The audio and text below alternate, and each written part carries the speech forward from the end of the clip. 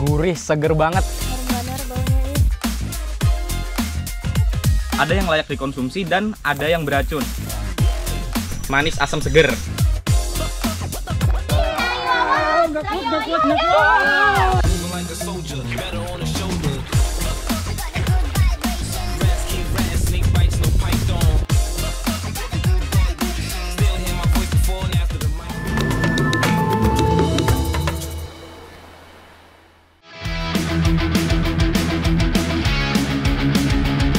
Apa kabar anak negeri? Wah, akhirnya ke Kalimantan Selatan lagi nih. Kali ini Ulun mau ajak anak negeri untuk mengenal keindahan dan keunikan khas makanan Kalimantan Selatan. Tapi sebelum masak, Ulun harus cari dulu bahan utamanya, yaitu ikan air tawar. Kita mau cari ikan di Danau Riam Kanan yang ada di Kabupaten Banjarbaru. Danau ini terkenal dengan keindahannya loh. Bahkan nih, kalau Danau Riam Kanan ini sering disebut Raja Ampatnya Kalimantan Selatan. Oke anak negeri, sekarang Ari lagi ini nih, ngelempar jaring. Khas dari Desa Bunglai, yang biasanya dinamakan orang sini dengan nama Marempa. Jadi, jaring yang berukuran besar ini akan dibawa ke tengah danau dengan menggunakan perahu jukung. Ketika perahu berjalan, maka jaring pukat ini akan diturunkan di titik-titik yang sudah ditentukan. Menurunkan jaring pukat ini perlu kerjasama antar sesama nelayan. Selain itu, cuaca juga sangat berpengaruh dalam melakukan marempa. Cuaca untuk hari ini tuh kurang mendukung karena berangin. Jadi membuat ini jukung atau kapal kecil yang saya naik ini bergoyang sehingga kurang stabil untuk melempar jala atau rempa ini. Setelah semua jaring diturunkan, baru perahu menuju ke pulau dengan membawa ujung tali jaring. Tali inilah yang akan ditarik di daratan. Setelah perahunya di pinggir danau, baru kita tarik jaring yang sudah kita sebar tadi. Balik Pak. Pelan-pelan aja Pak. Tapi Ulun tidak menyerah. Ayo kita tarik lagi jaringnya. Tarik Pak, tarik Pak. Ikan yang didapat dengan teknik marempa biasanya jenis ikan air tawar yang biasa hidup di sungai maupun di danau. Ikan-ikan yang sudah didapat akan dikumpulkan. Selanjutnya, ikan hasil tanggapan marempa ini akan dijual ke pasar maupun ke pelelangan ikan. Selain dijual, sebagian ikan-ikan yang didapat akan dibawa pulang dan dimasak di rumah. Kebetulan, Ulun butuh ikan air tawar untuk dimasak makanan khas dari Kalimantan Selatan. Manakan nomor 2 nih tadi kalau lawas tuh cari iwak ada datang-datang. Apa cuma menjeblay kalau nih. Kenapa Bu pian menyarik nih? Kalau lawas kan ada datang. Kayak apa kada hendak lawas Bu? Lihat ti, cuacanya mandung banar ya ti. Angin di waduk gancang alih becacarian iwak nah. Lah kasih di siangi iwaknya. Tuh nah orang kelaparan udah madangi. Bakal jenak makan. Inggih Bu. Kelaparan sih. Inggih ampun nih inggih. Ini ulun siangi kado sebo mamai. Maaf ya Bu, Ulun telat dapat ikannya. Soalnya agak susah tadi marempanya. Biar nggak makin lama, langsung saja deh kita masak ganggan asamnya. Yang pertama kita buat itu bumbunya dulu ya. Untuk bumbu yang dihaluskan ada lengkuas, kemiri, garam, dan tentunya kunyit. Kunyit merupakan bahan yang harus ada di ganggan asam khas Banjar. Setelah dihaluskan, baru deh kita tambahkan potongan bawang merah dan bawang putih. Lalu ulek kembali sampai benar-benar halus. Selanjutnya, Ulun mau olah ikannya. Ikan yang sudah dibersihkan ini kita iris tengahnya. Oh iya, untuk ikan yang dipakai jenis ikan nila dan ikan abang-abang. Tapi kalau mau ganti ikan lain seperti ikan patin, ikan gurami, atau ikan gabus juga bisa kok. Asalkan ikan air tawar.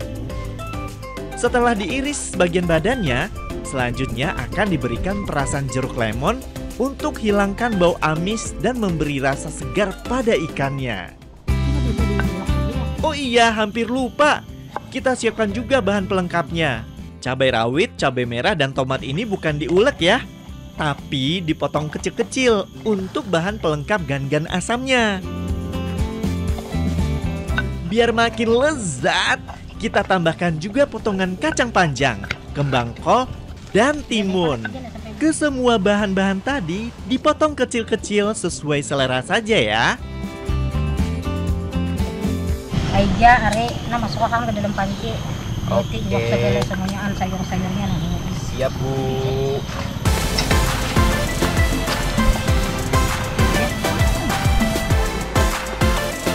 Bumbu yang sudah dihaluskan Ibu Rohana tadi, ulun masukkan ke dalam air yang sudah mendidih. Setelah itu, baru masukkan kembang kol, disusul dengan potongan kacang panjang dan timun. Lalu tambahkan potongan tomat, cabai rawit, dan cabai merahnya. Nah, kalau sudah, ini diamkan sampai kuahnya berubah menjadi lebih kuning. Wah, sudah mulai mendidih nih kuahnya dan sayurnya pun sudah mulai empuk. Lanjut deh kita masukkan ikan yang sudah ulun iris tadi. Jadi, kalau sudah dimasukkan ikannya, tinggal diamkan 10-15 menit sampai ikannya matang dan dagingnya lebih empuk. Gangam dalam bahasa Banjar berarti sayur. Sayur asam yang ada di daerah Kalimantan Selatan tentunya berbeda dengan sayur asam pada umumnya. Kalau gangam asam ini memiliki ciri khas kuahnya yang kuning.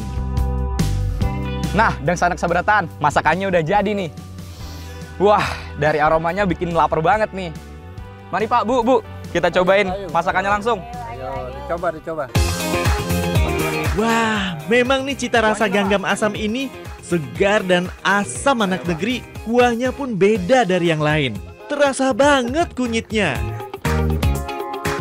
Rasa asam segar dan gurih karena ganggan asam ini memakai tambahan ikan nila.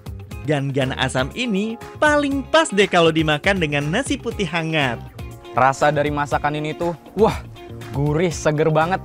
Apalagi rempah-rempahnya nih, yang masih alami. Dan ikannya yang segar yang baru ditangkap dari waduk di belakang kami, itu seakan menambah kenikmatan yang ada di masakan ini.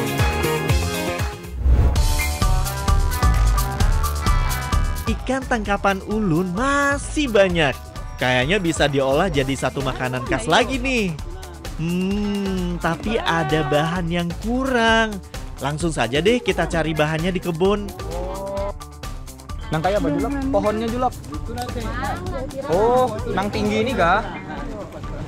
Banyak banar lah buahnya lah. Wah. Rasa kada kawam nah tinggi banar kayak ini kada wani ulun. Gamatan naik kita, Mbak. Bisa kada muat wadahnya nenek. Ini dia yang kita cari, buah cempedak. Pohon cempedak ini memang berdiameter besar dan tinggi loh. Bahkan pohon cempedak ini tingginya bisa mencapai 15 meter. Wah, kalau tinggi gini pasti sulit untuk memanjatnya. Tapi, ulun kada boleh langsung menyerah. Ulun coba memanjat dulu deh. Semoga aja berhasil. Hehehe. Jadi, aku nggak bisa naik pohon ini karena banyak lumutnya nih. Jadi, kita serahin aja sama bapaknya. Oke, Pak. Wah, ternyata sulit juga anak negeri. Sudah ulun coba tapi tidak berhasil. Ya udah deh, ulun minta bantuan julak yang ada di sini aja deh ya. Bisa nggak bisa Bang, ayo turun aja dah, turun. Ayo, hati-hati. Ayo. Oh alah, bukannya berhasil manjat pohon, malah jatuh semuanya. Jadi, mutik ciwadak itu nggak segampang yang teman-teman kira ya anak negeri ya. Selain pohonnya yang tinggi, diameter pohonnya itu yang besar-besar jadi sulit ya Pak ya? Masalahnya nih. Sering dianggap sama, ternyata buah cempedak dan nangka berbeda anak negeri. Walaupun bentuknya hampir sama, tapi yang membedakan itu bentuk kulit durinya. Duri pada cempedak tidak setajam kulit duri buah nangka.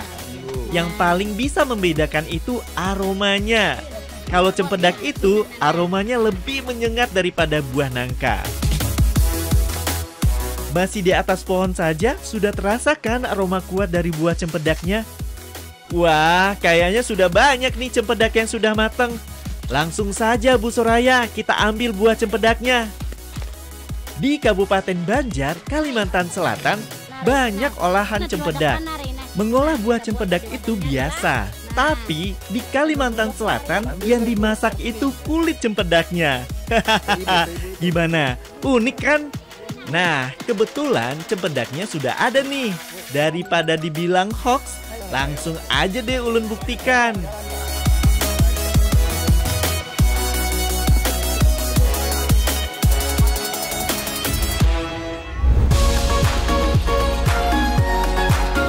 Jadi sekarang kami hendak masak mandai. Nah, tahu lah pian Bu, ini mandai ulun putik tadi berdua lawan Tasya tuh sampai tergugur-gugur berdarah-darah. Jujur, darah-darah lah. Ada tuh boy bercanda aja. Ya, daripada bepandiran terus kita ada tuntung-tuntung nih masak nih. Lah kasih kita masakan, Bu.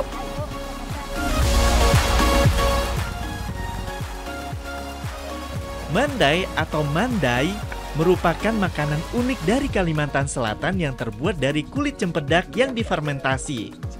Kulit luar yang berduri ini tidak bisa dimakan ya. Jadi kita kupas dulu bagian kulit luar cempedaknya.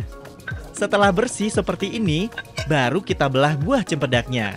Tuh, lihat. Buah cempedaknya matang banget nih. Langsung saja deh, ulun mau cicipin buah cempedaknya. Hapus nomor 2 inilah, ingat lagi lu orang tua. Orang kan dibaringi. Oh, acilnya nih nyari. Nacil. Ulun beri ya kana rasa ibian. Sapna jua mambil. Naman bujur. Kayak apa Bu? Manis kok. Manis benar nah. Terima kasih. Jadi anak negeri, rasa dari buah tiwadak ini tuh manis banget. Hampir mirip sama buah nangka, cuman bedanya tiwadak ini tuh lebih manis dan aromanya lebih menyengat.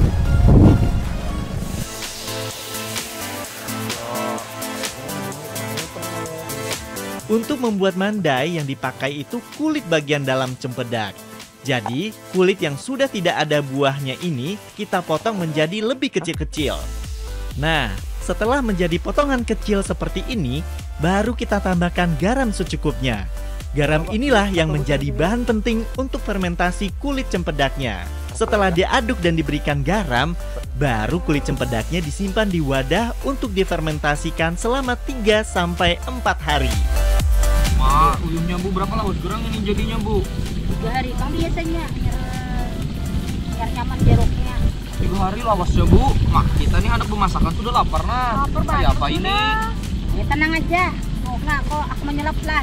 Wih, bisa sulap Jansidin. Apa itu Bu sulapnya Bu? Nabem, salabem. Nah, Wih. sudah jadi. Sudah jadi nih loh Bu. Apa? Sudah siap diolah. Oke. Kata kan itu lah kan.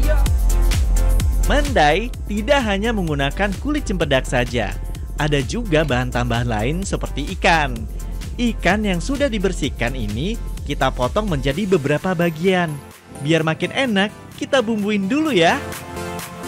Kalau sudah dibumbuin, lanjut kita goreng ikannya dengan minyak panas. Untuk menggoreng ikannya harus sampai garing ya anak negeri, agar daging ikannya kering dan lebih renyah.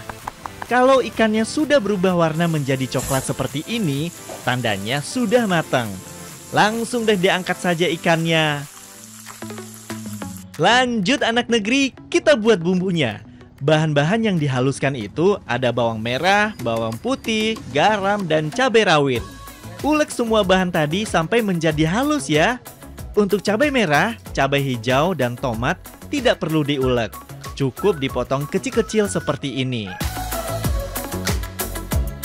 Semua bahannya sudah siap nih. Yang pertama kita tumis yaitu bumbu yang sudah dihaluskan tadi. Dilanjutkan dengan potongan cabai merah dan tomat. Setelah itu, baru tambahkan kulit cempedak yang sudah difermentasi selama 3 hari. Aduk kulit cempedaknya agar semua bumbunya merata. Untuk memasak kulit cempedak ini tidak perlu lama ya. Cukup sampai kulit cempedaknya menjadi lebih empuk. Kalau sudah empuk dan bumbunya merata, baru deh kita tambahkan ikan yang sudah digoreng garing tadi. Aduk sebentar ya, lalu sajikan deh.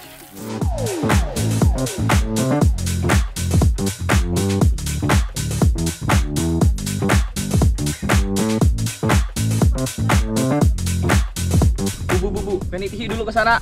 Nah, begaran nanti sih. Sem salabem abrakadabra. Nah, ulun kawa juga besulap kada pian haja bang nang kawa besulap. Harus benar utuh nila membuat sulapku tadi penasaran dan nedang gue. Nah, lalu kita cium dulu baunya. Mantap. Nyaman lo baunya. Lakasi kita hantup lakasi. Ayo.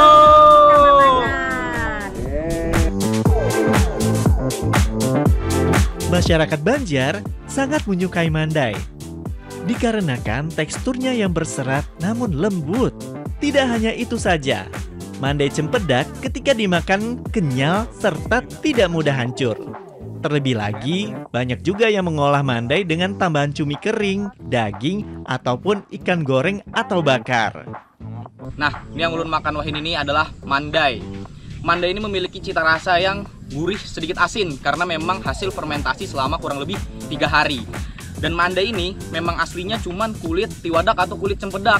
Tapi di beberapa wilayah di Kalimantan Selatan ada juga yang ditambahkan ikan atau daging ayam dan bahan-bahan lainnya. Ayo Bu. Sini merapat. Ulun kasih tahu sejarah munculnya makanan mandai. Mandai ini awalnya dibuat karena kebiasaan masyarakat Banjar yang gemar makan ikan. Akan tetapi, di saat musim kemarau, air laut menjadi surut dan ikan sulit ditangkap. Nah, karena buah cempedak ini melimpah di tanah Banjar, maka dibuatlah mandai yang bisa dijadikan lauk pengganti apabila ikan sulit untuk didapat. Bahkan, sampai saat ini, mandai menjadi makanan favorit masyarakat Banjar. Bahkan di warung makan di daerah Banjar pasti ada mandai.